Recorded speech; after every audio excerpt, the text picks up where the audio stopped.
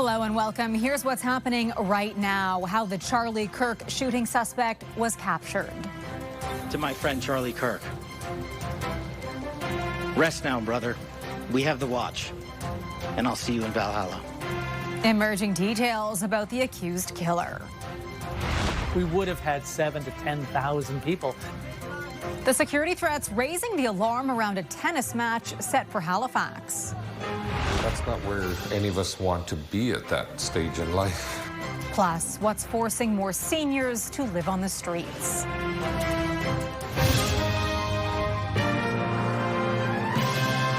CTV National News with Heather Butts.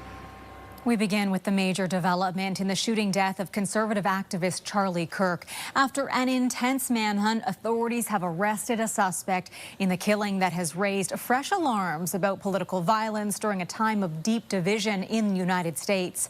CTV's Washington Bureau Chief Joy Malbin is following the story. Joy, what do we know about the suspect and how he was found? Heather, after 3 days of shock, horror, and fear over political violence, it was those images of the suspect and 11,000 tips to police that led to a break in the case. Good morning, ladies and gentlemen. We got him. With those words, authorities identified 22-year-old Tyler Robinson of Utah as a suspect in connection with the targeted killing of conservative activist Charlie Kirk. After these images were released last night and a video of a suspect jumping from a rooftop, police say Robinson's father confronted his son and, with the help of a youth pastor, convinced him to turn himself in. A family friend who contacted the Washington County Sheriff's Office with information that Robinson had confessed to them or implied that he had committed the incident. A family member told investigators Robinson had become more political, expressing anger in chat groups and to friends. Robinson mentioned Charlie Kirk was coming to UVU. They talked about why they didn't like him and the viewpoints that he had. The family member also stated Kirk was full of hate and spreading hate. Police found a high-powered rifle and bullet casings with disturbing messages. As for motive, here's what the governor said. The clearest one that says catch fascist, there's not, and by the way, that's like catch like a ball, catch this. I think that speaks for itself. Kirk, a husband and father, was a rock star in the MAGA movement, debating controversial subjects like transgender issues, and a fierce ally of Donald Trump, who broke the news on air. I hope he gets the death penalty. What he did, Charlie Kirk was the finest person. He didn't deserve this. As Utah's governor pleaded for political healing. This is our moment. Do we escalate or do we find an off-ramp? And again, it's a choice. Robinson was arrested on charges of aggravated murder and will likely face serious federal charges next week. Police believe he acted alone and is being held without bail. Heather? Joy Malbin in Washington. Joy, thank you. The Davis Cup showdown between Canada and Israel will be going ahead without any tennis fans in the stands tonight. The decision to shut them out was made due to heightened security concerns and protests over the war in Gaza. CTV's Paul Hollingsworth is in downtown Halifax, where the match is happening. Paul. Heather, these protesters marched through downtown Halifax. They say they stand against the war and against this sports event taking place. With a world-class tennis match taking place inside the empty Scotiabank Centre, hundreds of protesters gathered with a unified message. They want Israel removed from the Davis Cup. Elle Jones is one of the organizers of the demonstration. To stand up for justice, to stand up for peace.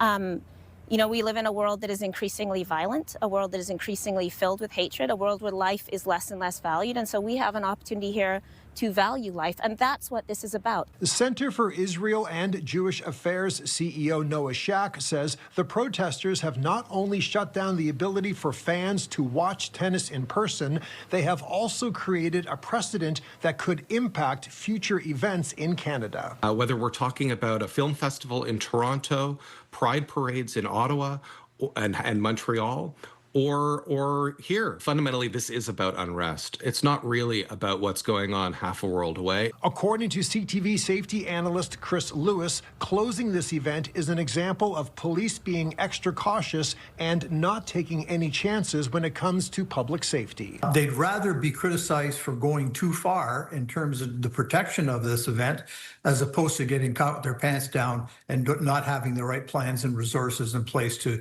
effect a positive outcome. There's a heavy police presence in downtown Halifax. Tennis Canada has also confirmed they have added extra security to provide protection for the athletes.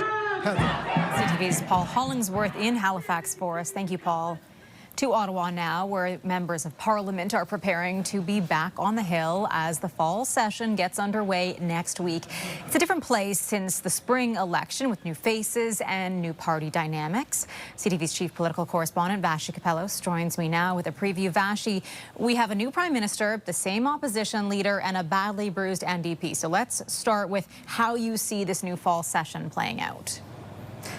Two things I'm watching for: politics and policy. On the politics front, exactly what you laid out. Yes, we have the same leader of the opposition, but prior to the summer, he wasn't in the House of Commons. Now, thanks to a by-election win, he will be. What is the dynamic between him in the House and the Prime Minister in the House? I'm looking for that. From a policy perspective, I just interviewed the government's House leader, Steve McKinnon. He indicated there would be legislation on crime, on immigration, on cost of living, on a whole bunch of things coming. So it sounds like from a legislative perspective, it will be a busy fall. All right. And of course, Vashi, Mark Carney's long anticipated federal budget is coming this fall. So is this where we watch for the accountability for all those promises that we've been hearing? Yeah, and there is going to be, Heather, so much accountability, I have to say, because the Prime Minister a few weeks ago characterized it as an austerity budget, but also an investment budget. Then this week he indicated pharmacare and childcare and a whole bunch of other programs would be here to stay. But then they're also opening the door to cuts in the public service. Will it be through caps or attrition? Like, the math at this juncture doesn't add up to the promises that they made in advance of this sitting. So the budget is where the buck will truly stop, Heather. Okay, CTV's chief political correspondent, Vashi Kapelos. Vashi, thanks for your insight, as always. Surviving the trade war with the U.S. requires getting Canadian goods to more markets. That's why two ports are on the major projects list, unveiled by Prime Minister Mark Carney this week. CTV's Judy Trin takes a look at projects in Quebec and Manitoba. Expanding the Port of Montreal is one of the major projects on the fast track for approval. It's a gateway to new markets in Northern Europe and Africa. We'll advance projects that turbocharge and connect our regional economies. The port is bursting. Authorities say if it doesn't increase its capacity, Canadian companies may have to go through U.S. ports to ship across the Atlantic Ocean. If Canadian companies that are now exporting to the U.S. choose another destination, with a modest 6%, the Port of Montreal will be full. So if we don't have any more capacity, what will happen is those companies will use an American port. When it's built, the Contrecoeur terminal will reduce emissions while increasing the port's capacity by more than 1 million containers. The federal government is promising to greenlight construction this fall so the project can be finished by 2030. The Major Projects Office will enable us to take those final steps as quickly as possible. We are referring Port of Churchill Plus. The port in northern Manitoba is also being considered for streamlined approvals. It's an Indigenous-led project. The plans here include using icebreakers to extend operations beyond the summer and improving roads and train routes to bring resources from the west to ship out. So that customers can go on a year-round or close to year-round basis. So that's really the game changer, and it really allows us to diversify that trade to Europe and diversify ourselves away from the U.S. Building a port in the Arctic is also under consideration for fast tracking. The goal for these projects of national importance is to have them approved within 2 years. Once that happens, they'll also be in line for significant federal funding. Judy Trin, CTV News, Ottawa. A long-dormant factory in Ontario is about to come back to life thanks to a major investment from Canada's largest food can maker. Add value as opposed to shipping it to the U.S. to be processed and then buying it back for twice as much. Quebec-based Ideal Can is investing $80 million into the Crown Metal packaging plant in Chatham, Ontario, which has been empty for nearly a decade. At full capacity, the facility will produce about 1 billion cans a year and create around 100 jobs and potentially hundreds more in the supply chain. Local business leaders say the move builds on the Buy Canadian movement that came in reaction to U.S. tariffs. Toronto's condo market has fallen off a cliff in recent months, with sales of new units sliding to lows not seen in decades. And some people who bought their condo pre-construction now find themselves facing losses in the hundreds of thousands of dollars. CTV's Heather Wright now with the alarming story of one couple facing that reality. Heather, this couple bought at the height of the market and had to sell at a significant loss, and they are not the only ones getting caught up in the condo crash.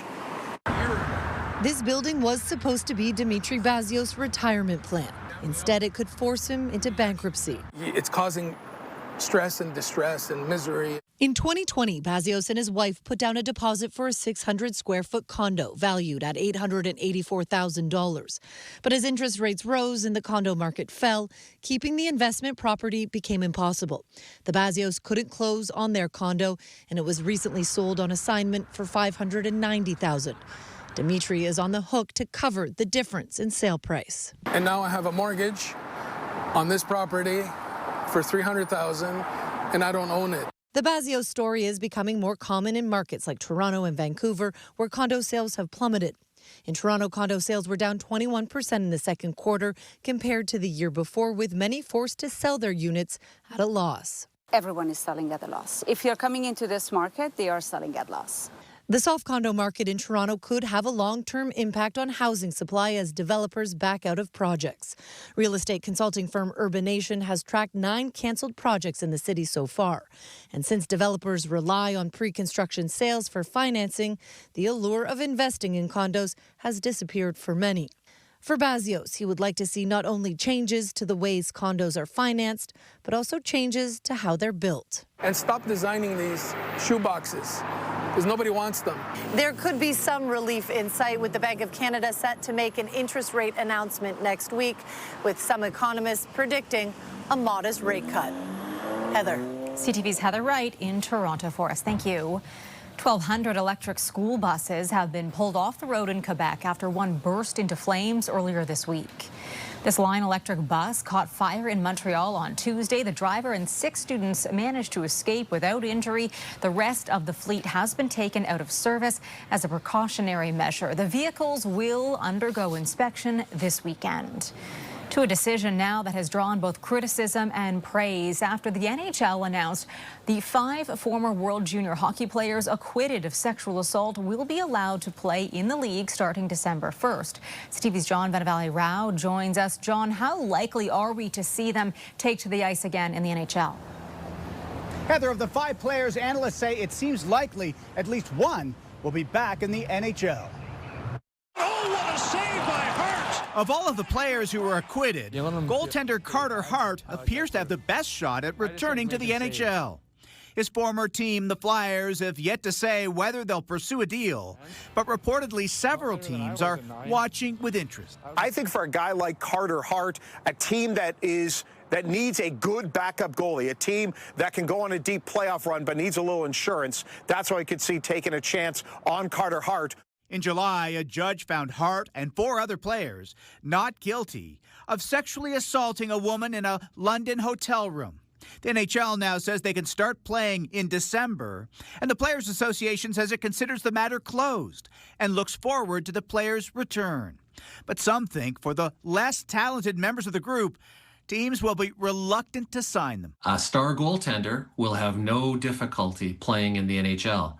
A borderline player will have an abundantly difficult time playing in the NHL because teams won't want to deal with the potential repercussion and backlash. Alex Fermenton was with the Ottawa Senators when he was charged. Asked if they want him back, in a statement the Sens said they're aware of the NHL's ruling and will have no further comment at this time. Fermenton recently started playing in Switzerland for a few months. and did his first hockey-related interview in years. Yeah, it feels amazing. I mean, to get back out on the ice, it feels really good. I think they should own it. Allison Forsyth promotes safe sport and was disappointed with the NHL's decision, though she thinks if the players expressed regret publicly, it would help. And just stand up and say what we did and what is happening in hockey is wrong. And no one is more powerful to educate on that than someone who has done those things. So I think that's a huge opportunity. The NHL says teams can start signing the players as of October 15th, something that will be closely watched. Heather. CTV's John Valley Rao. John, thanks. Coming up after the break. He's broken in and got a knife. He's got a knife. He's in the garage. A frightening home invasion and the pursuit from the sky.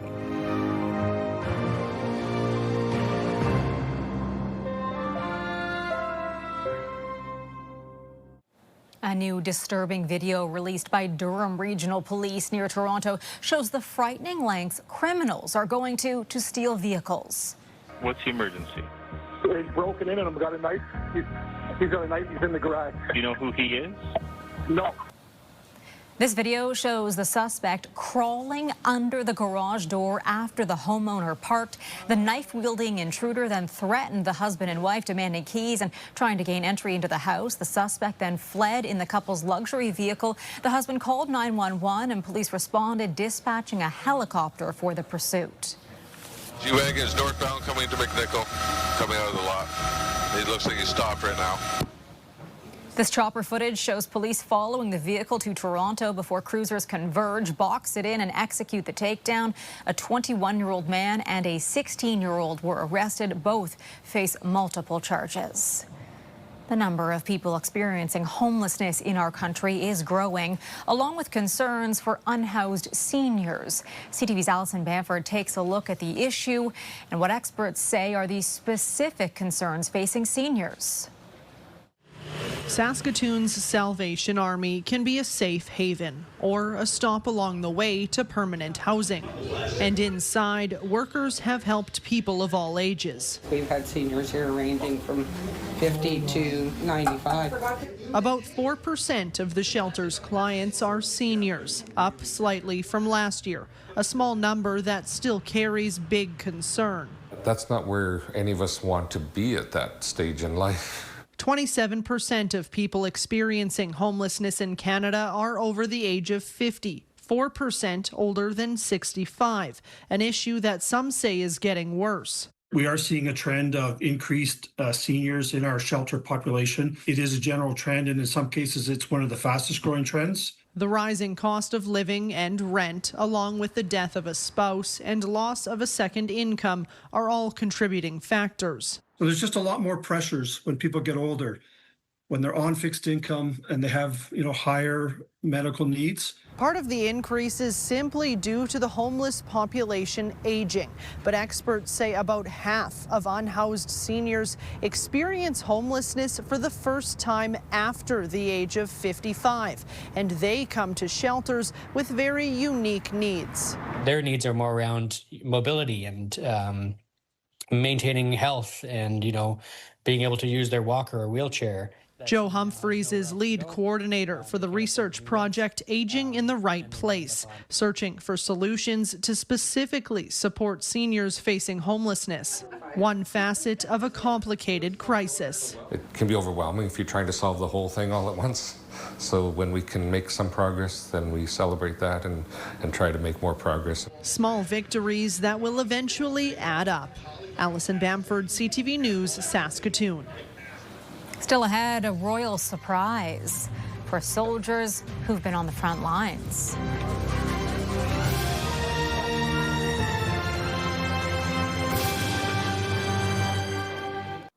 Foreign Affairs Minister Anita Anand says she summoned the Russian ambassador this week over the incursion of Russian drones into Poland.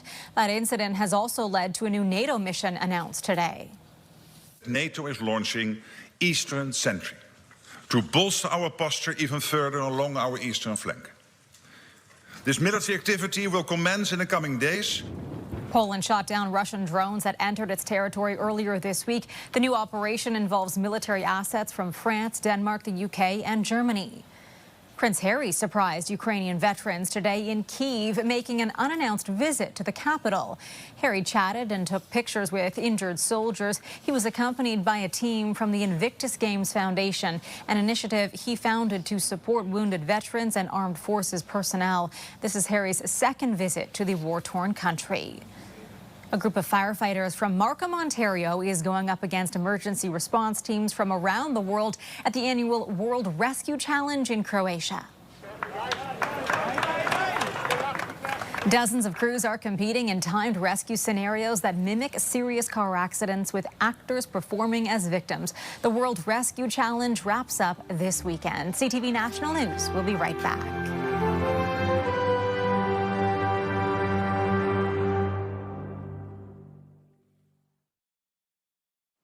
Many Canadians choose to retire in their 60s, but one PEI man is still clocking in at 92. The family's butcher shop has been passed down through 4 generations. CTV's Maria Saru on the veteran who just can't step away.